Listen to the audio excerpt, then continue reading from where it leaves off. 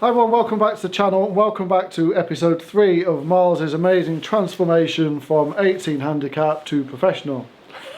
Stroke, maybe out of the teens. Okay, so this is now the first time we've filmed because we filmed the first two at the same time. So we now need to make the draw, or you need to pick the comment for who won the ShotScope V3 from the first video, and you have picked Paul Tinker. Yep. Because he was the one who said Miles is pretty sure, he said, out of the teens and to go to 12. So he's picked 12, and that's what you think you realistically could get to at the end of this 6 months. Okay, what's happened since the last video? Has we had any drop in handicap? Well, we haven't really played many handicap qualifying rounds, unfortunately, it being winter, which I think a few of the comments did point out, which is going to be a bit of an issue. But played in the winter foursomes at my club. In the second round of that against a good pairing, and we won 9 and 7. 9 and 7. We almost closed it out on the 10th, but it did sort of, didn't quite. But no, and a lot of that was down to the wedge matrix, and I've also had a couple of match play type situations with better golfers where just getting that one or two shots lower because of that accuracy has made a really big difference. So I think that in terms of the quick win, early win, has made a big difference. Happy days. So you can see something as simple as the wedge matrix can make a massive difference to somebody's game.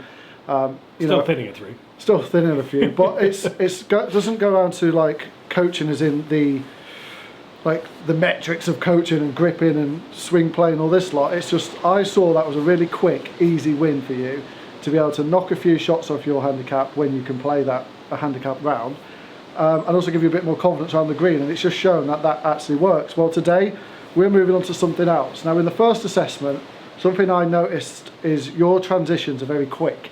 So your swing is quick, but it's not quick in the right places.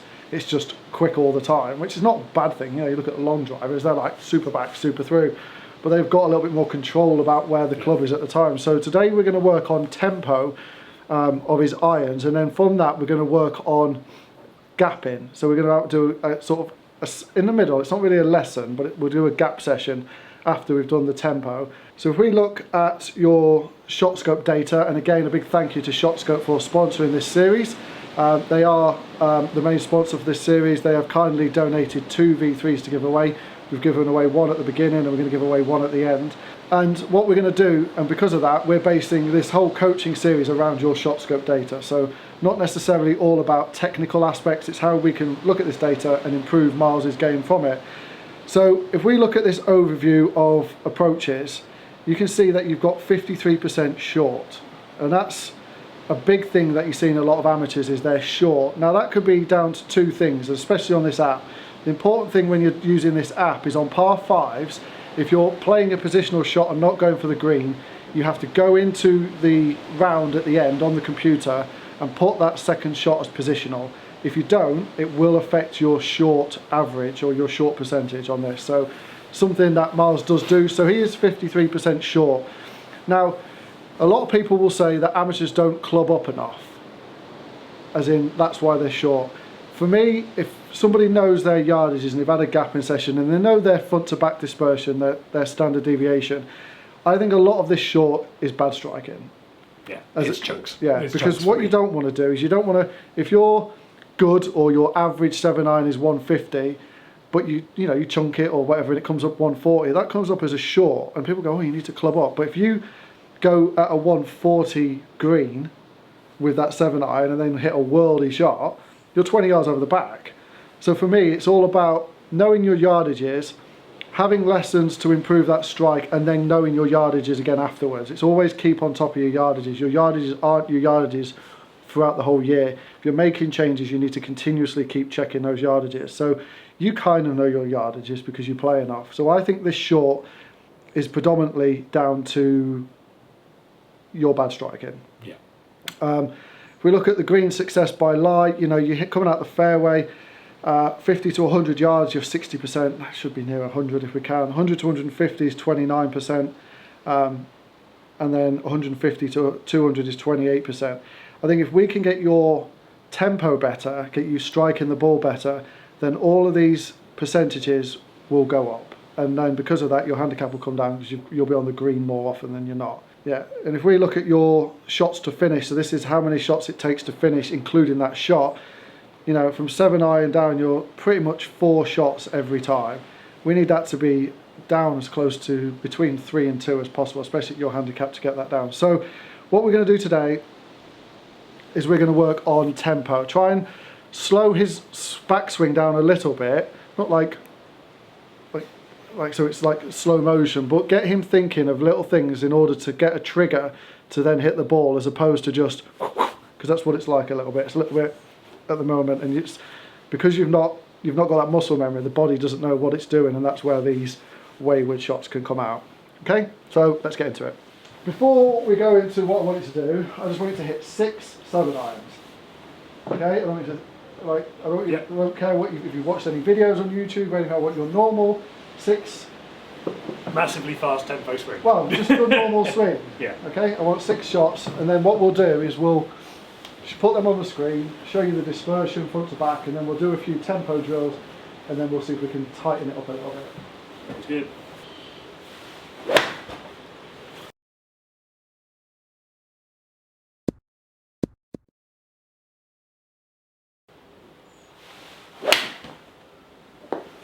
Right, nearly as right. Not a great shot.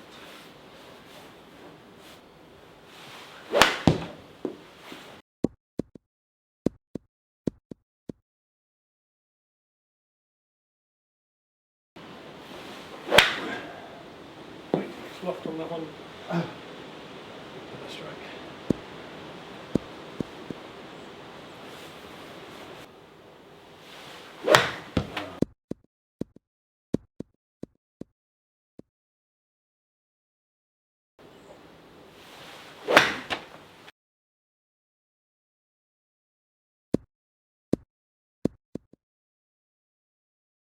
Right, Miles, that is a prime example of why you're an 18 handicap. And that's what that quick transition can do. It can bring thins, shanks, fats, more loft.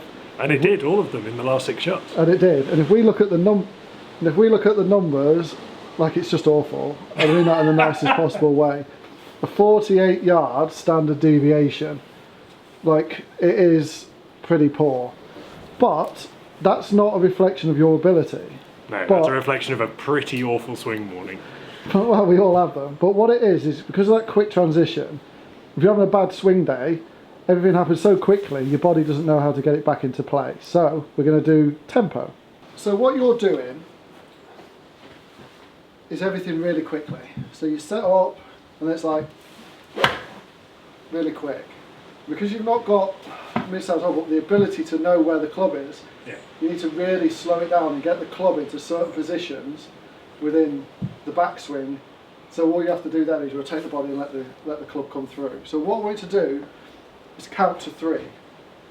Okay. So when you're going through, you set up and it's like, right, 1, 2, 3, and then number 4 is the start of the swing. So at the minute you're probably 1, 2, really quick. So you're probably a 2-1 tempo. I want you to get to a 3-1 tempo. Okay. So it's to stand over the board in your head, or you say it out loud. Set yourself up, pick your target, and then just go 1, 2, 3, and then hit the ball. And they'll just land on the line, exactly like that. Yeah. Exactly like that. Just like that. So as you're going into that 3, I want you to feel like the club's in a certain position. So it's 1 out there. I don't want it to be back here. I don't want the wrist cocked at this point.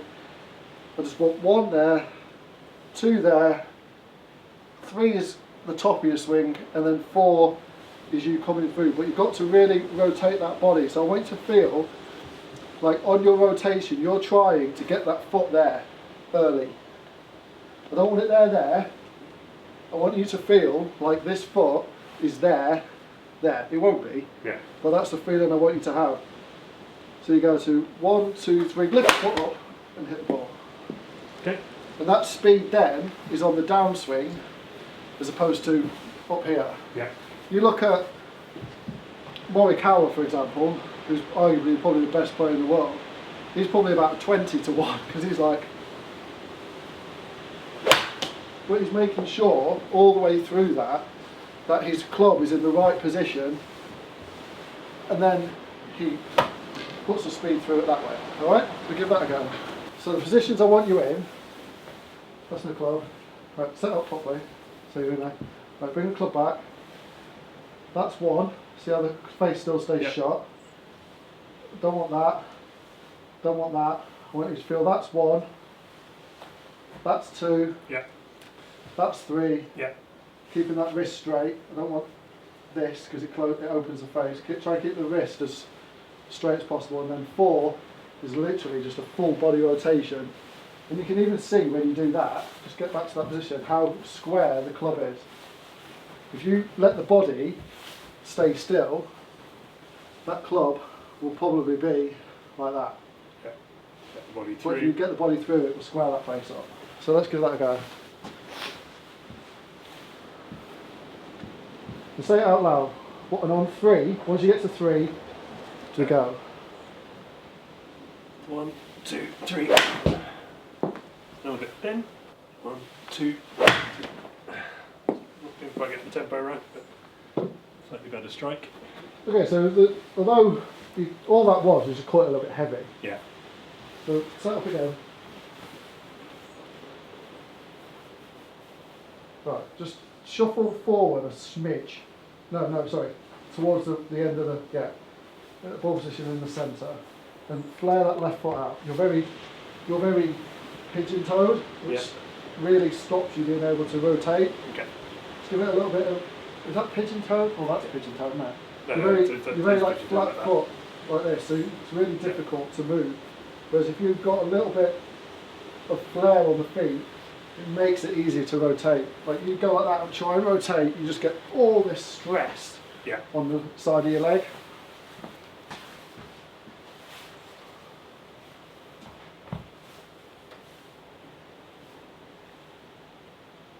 One, two, three. Better. A little bit out to the right, but it was a better strike. Much better strike. Yeah, so all that was a little bit heel. The actual club path is 1.4 into out, which is great. The face to path was 0.8, which was great. Just because you call it in the heel, sent it out to the right. Just take a smidge of a step back. Yeah. But don't change your swing. Don't feel like you've got to reach for it. Just same swing. 1, 2. So same again. Give it a smidge back. It was a little bit, but it was a more central strike. Yeah, it feels like the ball position's a long way back for where I've obviously been having it naturally a bit too far forward. But if you have it forward, you've got to find the low point of the club. Yeah. And what you want with an iron is the low point to be after the golf ball. And that may explain some of the chunks I've been So if experiencing. you're hitting it before, that means your low point is before the ball, so it's just fat in. You want it, and if you're thinning it, it's slightly after. You want it just to be, you want the low point to be about here. Yeah. So you want to hit ball and then there. So just as a feeling, Yeah. I want it to swing at the front of the golf ball, not the back of the golf ball. Okay. Better. So see how we've now moved more into the centre. Path is very neutral. Started dead on line. Face was just a little bit close, but I asked you to feel like you're hooking it. So you've actually done everything I want you to do. 152 yard carry, exactly where it should be. Same again, same feeling. Better strike. Gone right, so it's hit the heel. But the path in the face was really good. It's just now a strike location. I want you to really feel like you're towing it. Yeah, and I'm not getting that one. I definitely didn't get through, and that's so it's just come there. Better. Bit heavy, but Yeah, but now look at the strike location. We're now much better. right. So we've done a few things with Miles now. We've worked on the tempo, a little bit on his ball position, trying to feel like he's lifting that right foot up because it will help him turn into the ball more. So there's a few things that Miles needs to work on. Obviously, with any lesson, you're not going to see might see improvements at the lesson, but it's the onus is on Miles to go away and practice this at a range and accept that there'll be bad rounds in between them while he's getting used to this. But what I want to do now is I want Miles to now hit 6 shots and see if we can see how tight that dispersion is post this lesson. Right, 6 shots with this new swing. Things to remember: 3 to 1 tempo. Try and feel like that right foot is lifting up a little bit better. Move the ball position slightly further back in your stance so you're not feeling like you're lifting at it, and give that left foot just that little bit of flair to help you rotate that body. Right. It's really key you rotate that body. Okay. Alright, let's do it.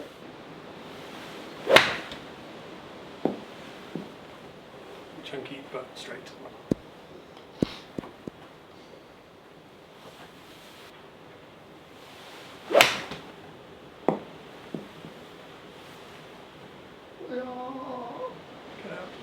There it is. That is a good shot. Chunk.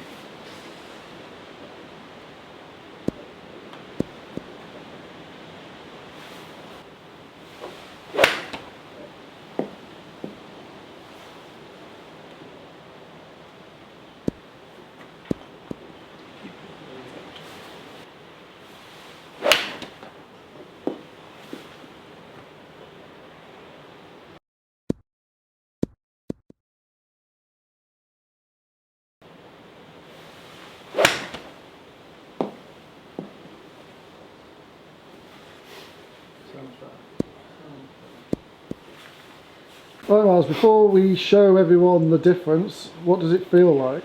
Yeah, a lot better. I was definitely getting a better, cleaner strike. I mean, there's been a few where the hands pulled it left and so on, but you know, much less dispersion clearly, and I was definitely getting cleaner strikes of the golf ball. So with a bit of practice, bringing that in, that felt a lot better. And if we look at the numbers, they pretty much say everything you need to say. So there were 6 shots, nothing was taken out of either of them.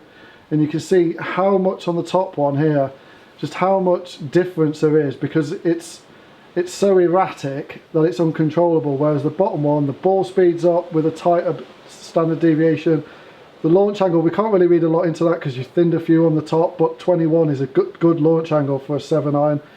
Spin at 4.8, you know, it's a little bit down on where I'd want it to be, but it's good, it'll work. And then we've got a carry of 147 with a standard deviation of 13 yards, which we probably could get a little bit tighter. But that there says everything you need to say. Now, the onus is on you to go away and practice that, because I don't expect that standard deviation to be like 5 or 6 yards after one go at this. This is a completely new thing for you. It's like a new swing because you're slowing everything down. So it's going to take a while for you to get used to this, but you need to go away and practice it. A lot like we did that wedge matrix, you now need to go away and practice this as well. Yeah. But you can see the improvement there just by having more control of the backswing and getting the club in the right position at the top. That means all you got to do is swing through the ball. Yeah, those couple where we hit it, where I really got the timing right, got the tempo smooth, and all the rest. I mean, we were getting out 160, 162 yards, and you know, on a carry, and that's, you know, in winter particularly, that's fantastic for me. And it's just, you know, small tweaks and little changes. So you can see there how easy it would be for that shot scope data that we had at the beginning that said 53% short, for people to think they need to club up, where actually in this occasion it's about Miles getting a better strike. Because if he's 140, say 150 yards out and he's hitting a 7-iron and he's short 50% of the time, it's because he's striking it bad. It's not because he can't get a 7-iron there. So I would rather he still continue to pick the yardage clubs that he wants. Don't play golf for the bad shots, try and improve to make the good shots better. And then he will then find that he will hit target and not be short so much, hitting the club he wants. So I expect to see, obviously it's winter and it's dependent on how many rounds you play, but I expect that 53% short to slowly start coming down into possibly 40s by the end of this 6 months. And what we will do is we will go and play golf together as well, because I am a member of England Golf. I do still have an active handicap on my app, so I can play golf with Miles and we can attest a card, so I can still sign a card off for you. So if we are struggling or Miles struggles to get rounds in, we'll go out and do it and try and see where the impact's been there. And then windy day here today. A bit windy today. But what we're going to do towards the end of this is one of the last lessons will be a course management on-course lesson. So we will see if I can talk you around the golf club to get better than your handicap is at that time. But for this one, I hope you've all seen how just slowing things down, and when I say slow things down, I don't mean slow down the swing as in the impact swing. It's just getting the club into the right positions in the backswing to make the actual swing through a lot more easier.